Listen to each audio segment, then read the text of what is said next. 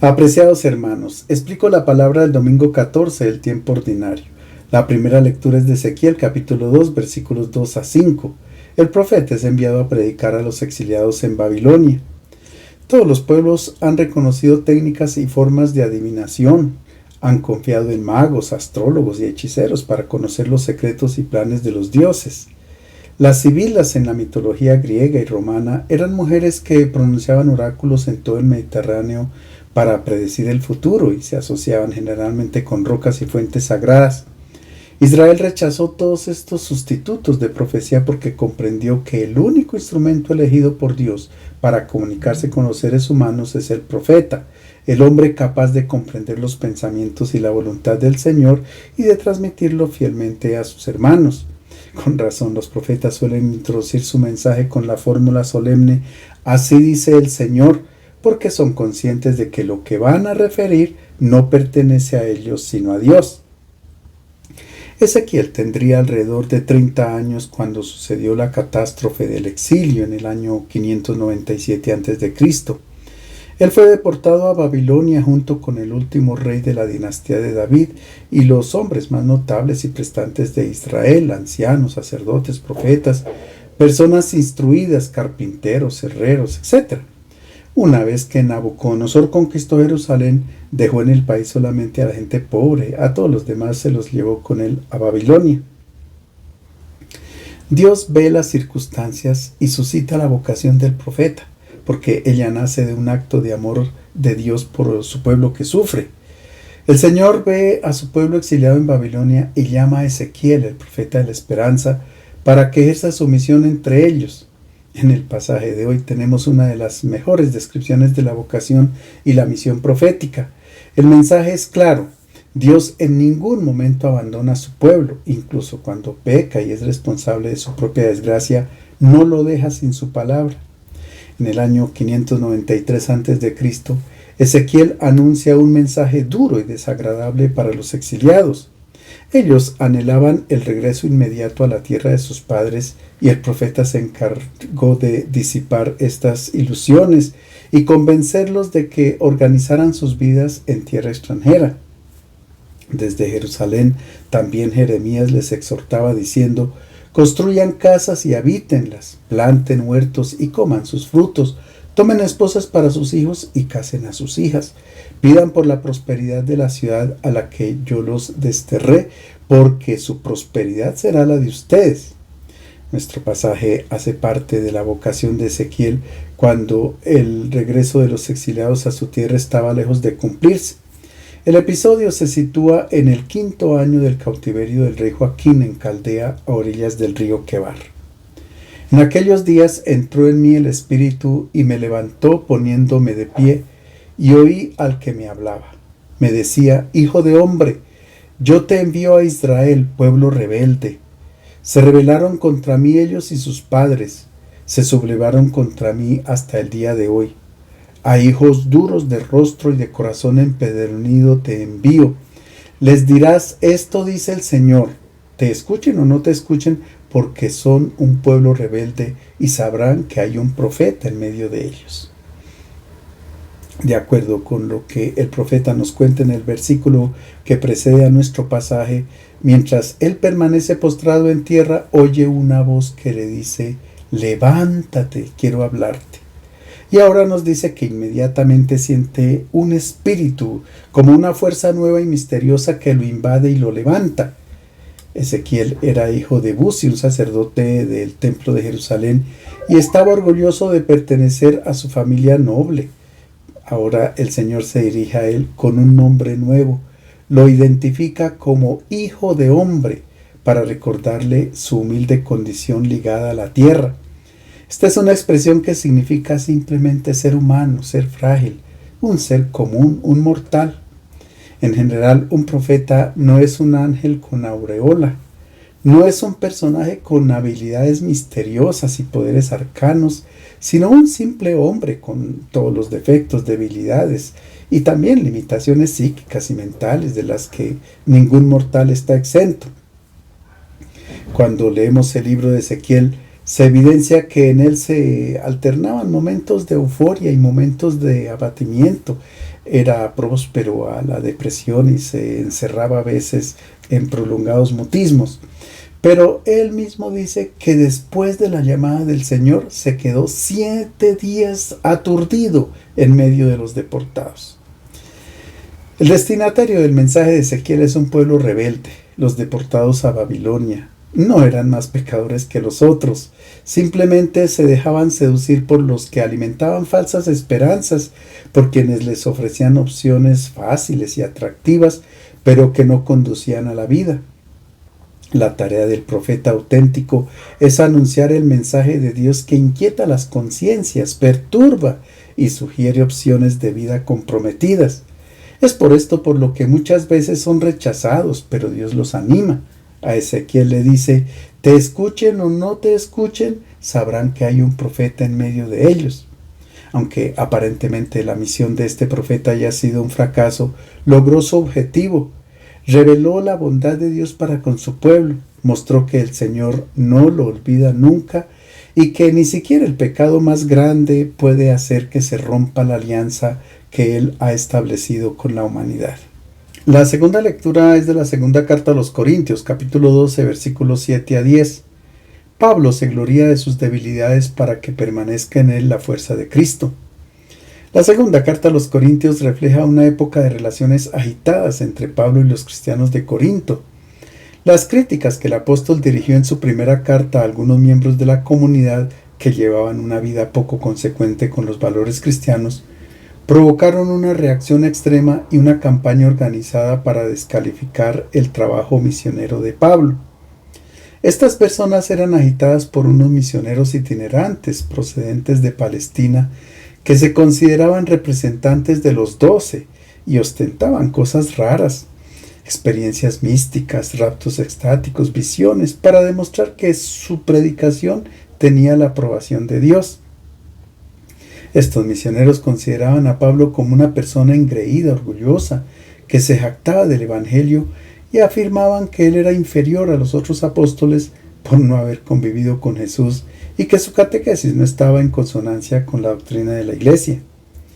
Nuestro pasaje forma parte de la tercera parte de la carta, donde el apóstol, llevado por la exigencia de la verdad, defiende la autenticidad de su ministerio frente a esos superapóstoles que lo acusaban. Si bien es cierto, Pablo podría enorgullecerse de muchas cosas, especialmente de las revelaciones que recibió y de sus experiencias místicas, no entra en el mismo juego. Él solo quiere que lo vean como un hombre frágil y vulnerable a quien Dios llamó y a quien envió para dar testimonio de Jesucristo. Sin embargo, el apóstol responde enumerando los sacrificios soportados por la causa del Evangelio y afirma haber recibido de parte del Señor revelaciones extraordinarias, de haber oído palabras inefables que ningún hombre puede pronunciar. De esto podría enorgullecerse frente a sus adversarios, pero no lo hace. Por el contrario, él presume de sus debilidades, adversidades y angustias. En nuestro pasaje el apóstol habla de una dificultad que lo hace sufrir y que lo humilla. Se trata de una tribulación muy dolorosa, comparable con una espina clavada en la carne. Hermanos, para que no me engría, se me ha dado una espina en la carne, un emisario de Satanás que me abofetea para que no me engría. Por ello, 3 veces le he pedido al Señor que lo apartase de mí, y me ha respondido, te basta mi gracia. La fuerza se realiza en la debilidad, así que a gusto me glorío de mis debilidades, para que resida en mí la fuerza de Cristo. Por eso vivo contento en medio de las debilidades, los insultos, las privaciones, las persecuciones y las dificultades sufridas por Cristo, porque cuando soy débil, entonces soy fuerte. Se han escrito muchas páginas que intentan explicar el significado de la expresión espina en la carne. La mayoría de los estudiosos de la Biblia creen que Pablo se refiere a una enfermedad porque, escribiendo a los Gálatas, alude a una grave dolencia que le ha golpeado y que podría provocar repugnancia a los que se le acercaran. Además, el hecho de que Pablo llame esa limitación que lo aflige un emisario de Satanás estaría en coherencia con la mentalidad judía que relacionaba las enfermedades con los malos espíritus. Sin embargo, es posible que esta espina haga referencia a otro sufrimiento más íntimo, la hostilidad que es objeto por parte de los miembros de su pueblo, a quienes en la carta a los romanos los llama mis hermanos, los de mi linaje. En cada ciudad a la que Pablo se dirigió para predicar el Evangelio, siempre encontró obstáculos para su predicación por parte de ellos. Varias veces en sus escritos ha admitido la tristeza que le provoca tal oposición, que incluso lo lleva al desánimo. Pablo afirma que ha orado con insistencia al Señor para ser liberado de esta espina, pero Dios no se la ha quitado. No ha resuelto milagrosamente su dificultad, sino que le ha dado la fuerza para superarla. Es que Dios no suele librar a sus profetas de las fragilidades ligadas a la condición humana, de las enfermedades, del cansancio, de los defectos, sino que es a través de sus instrumentos débiles, finitos y limitados que se manifiesta su poder. El Evangelio está tomado de San Marcos, capítulo 6, versículos 1 a 6. Jesús visita a Nazaret, la aldea en la que nació y creció. Jesús comenzó su actividad misionera en Cafarnaúm, una aldea ubicada a la orilla del lago de Galilea. Allí anunciaba el reino de Dios y hacía varios prodigios, curaba enfermos, expulsaba demonios, etc. Por otra parte, el maestro no se comportaba de acuerdo con los parámetros de la tradición religiosa de Israel. No observaba el sábado y frecuentaba la casa de los publicanos y pecadores. Se juntaba con los leprosos, no practicaba el ayuno y así enseñaba a sus discípulos.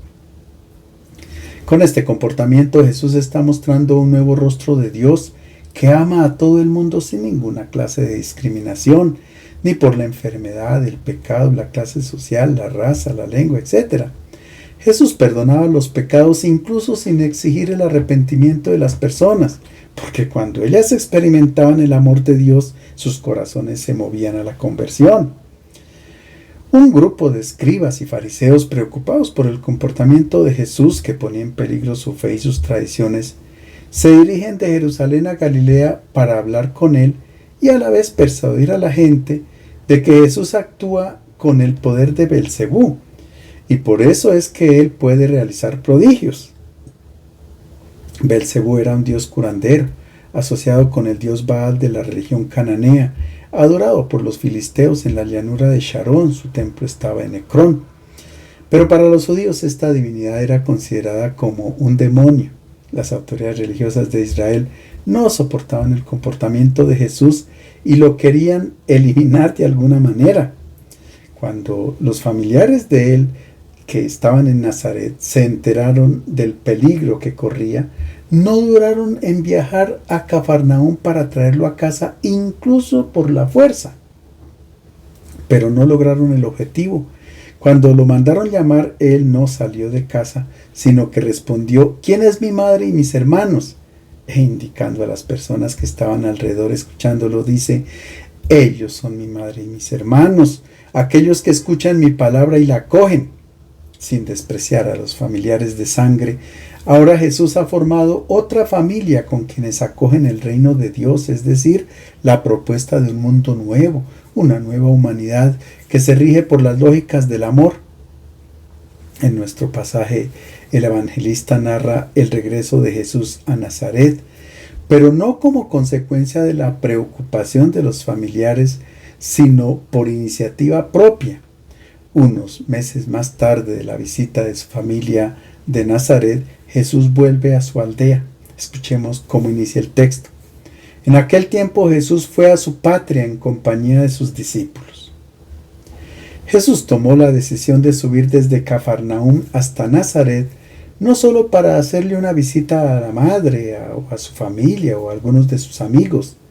Si va en compañía de los discípulos es porque tiene otro objetivo, el de presentar la nueva familia que formó en Cafarnaúm a sus parientes y a su familia natural de Nazaret. Esta nueva familia está compuesta por quienes han acogido el reino de Dios. Pedro y Andrés, que dejaron sus redes, Santiago y Juan, que dejaron a su padre Zebedeo en la barca junto con los trabajadores, y también Leví, que abandonó la mesa donde cobraba los impuestos para el Imperio Romano. Seguramente también fueron con Jesús a Nazaret otras personas a las que él había llamado antes y lo habían seguido. Jesús había llamado a sus discípulos para que estuvieran con él y para enviarlos a predicar. En otras palabras, él eligió a sus discípulos no solo para que aprendieran su mensaje, sino para que encarnaran en sus vidas el estilo de vida del Maestro. Jesús con sus discípulos se dirigen hacia Nazaret, salen de Cafarnaún, pasan por Magdala, donde muy probablemente era el lugar de trabajo, porque ellos se dedicaban a la pesca y a la preparación del pescado para la venta local y la exportación. Después de la pesca, el pescado era salado con la sal que extraían del Mar Muerto y luego era comercializado. Los discípulos llevaban una vida normal, con sus necesidades como nosotros. Eran personas sencillas, ubicadas en un tiempo y en un espacio concreto. De Magdala continuaba el camino para subir a Nazaret. El lago de Galilea se encuentra a 200 metros bajo el nivel del mar y Nazaret a 500 metros sobre el nivel del mar. Hay 700 metros de desnivel, el camino es más o menos largo. En tiempos de Jesús se empleaba unos 3 días para recorrerlo. Nuestro pasaje dice que Jesús llegó a su patria. No se menciona explícitamente a Nazaret. Patris en griego hace relación al padre y por tanto está ligado con la tradición de la familia. Jesús con sus discípulos debieron haber llegado unos días antes o el día anterior al sábado, porque de acuerdo con la ley judía, durante el día sagrado estaba prohibido determinar una distancia larga, no más de 1 kilómetro. Como Jesús hacía milagros en Cafarnaún, su fama ya había llegado a Nazaret y algunos de sus compatriotas no veían con buenos ojos que hubiera hecho prodigios fuera de su patria. Para Jesús era muy difícil hacer milagros en Nazaret porque era una aldea sobre la montaña con pocos habitantes, aislada, donde la mentalidad era muy cerrada, refractaria a la novedad y al cambio. En principio, la acogida de Jesús en Nazaret debió ser muy buena por parte de su familia y de algunos amigos. Tal vez vivieron días de diálogo y realizaron oficios conjuntos para el bien de todos. Jesús era apreciado y amado porque hacía curaciones. El conflicto surge el sábado, cuando Jesús fue a la sinagoga para la celebración del culto y comenzó a anunciar el reino de Dios, porque la novedad que él anuncia es muy distinta de las convicciones que las personas tenían antes y las obliga a una conversión, a un cambio radical de vida, y ahí surgen los problemas. Es lo mismo que sucede también hoy. La iglesia es muy estimada y apreciada por su trabajo social, por la atención a los pobres y necesitados. Pero los problemas comienzan cuando se anuncia el Evangelio, es decir, cuando se proclaman las bienaventuranzas, el nuevo mundo que Jesús ha propuesto, porque es un mundo muy distinto del que todos ven, tiene otros valores, es un mundo regido por las lógicas del amor y ahí comienzan las oposiciones y las dificultades. Escuchemos cómo continúa nuestro pasaje. Un sábado se puso a enseñar en la sinagoga. Muchos al escucharlo se asombraban. El texto dice que los residentes de Nazaret que estaban en la sinagoga se asombraban de lo que decía Jesús. Si Jesús hubiera hecho referencia a su crecimiento en Nazaret y hubiera hablado como un aldeano más dentro de los esquemas tradicionales de la religión judía, nadie hubiera dicho nada, no habría encontrado ninguna oposición. El problema surge cuando en el recinto santo y en el día sagrado hace pública la decisión de crear una nueva familia de acuerdo con los valores del Evangelio. Sobre todo cuando presenta la imagen misericordiosa de Dios que acogía a todos, como el mismo Jesús lo había hecho en Cafarnaún, perdonando los pecados y sanando a un paralítico que había sido descolgado por el techo de una casa. Había acogido y celebrado con los pecadores un banquete, acariciaba a los leprosos, etc. La nueva familia que Jesús ha creado acoge a todos, y esto escandaliza a la gente de Nazaret. La expresión que utiliza el evangelista es que ellos quedaron asombrados, maravillados, pero no utiliza el verbo thaumazo, que significa maravillarse, producir estupor, no. Marcos utiliza ekpleso, que significa que ellos fueron tocados, golpeados, heridos, chocados por lo que decía Jesús. No sabemos el contenido de la predicación de aquel día, pero seguramente Jesús propuso el mensaje que anunciaba por todas partes, en el que se cuestionaba una práctica religiosa intangible, con poco sentido, y esto chocaba con la predicación de los escribas y fariseos, que era retenida como verdad absoluta. Ellos presentaban un rostro de Dios excluyente, castigador, severo, contra quien transgredía sus órdenes. Para Jesús, Dios ama a todos sus hijos, hace salir el sol sobre malos y buenos y manda la lluvia sobre justos e injustos. Esto era inaceptable para la religiosidad tradicional de Israel y en particular para quienes habitaban sobre aquella montaña. En principio, la Torá era buena, pero la llenaron de muchos preceptos humanos que esclavizaban a las personas. Además, la interpretaban mal. No era el ser humano para el sábado, sino el sábado para el ser humano, como luego interpreta Jesús.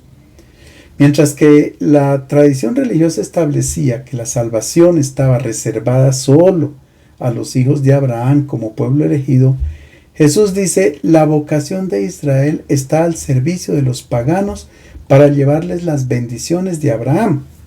Esto hiere la mentalidad cerrada, el exclusivismo y la separación que tenía Israel con respecto a las demás naciones.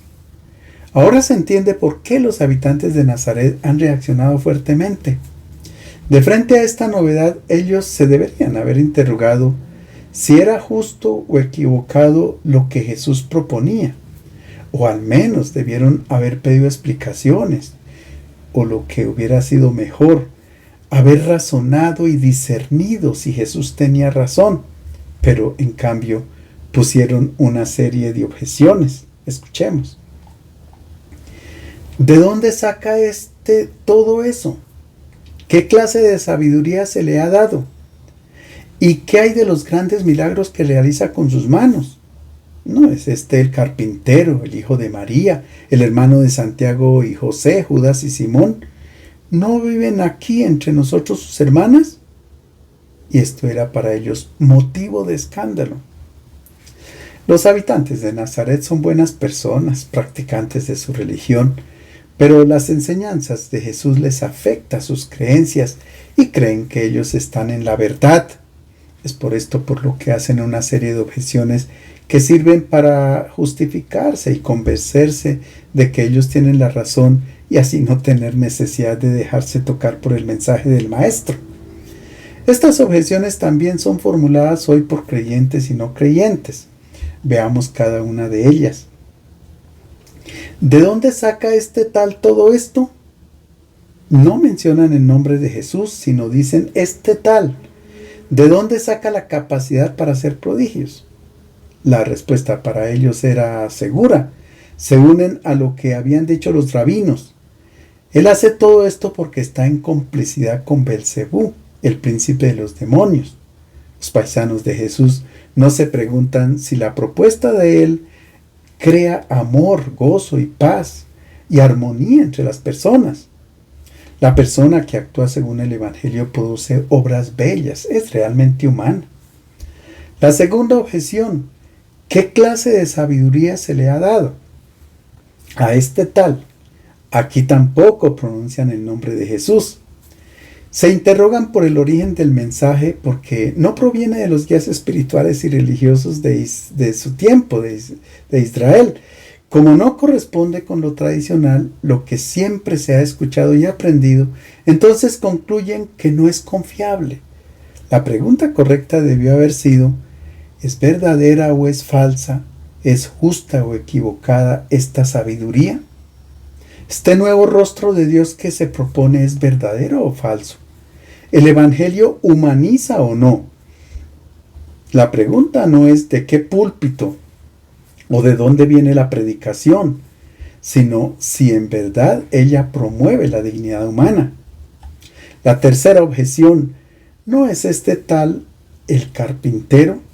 En vez de pronunciar el nombre, lo identifican con su profesión, que no era muy estimada en la época, porque cada familia más o menos pudiente tenía su propio campo para cultivar y así sostenerse. El carpintero era una persona que no tenía una extensión de terreno y no estaba en grado de sostenerse por sí mismo.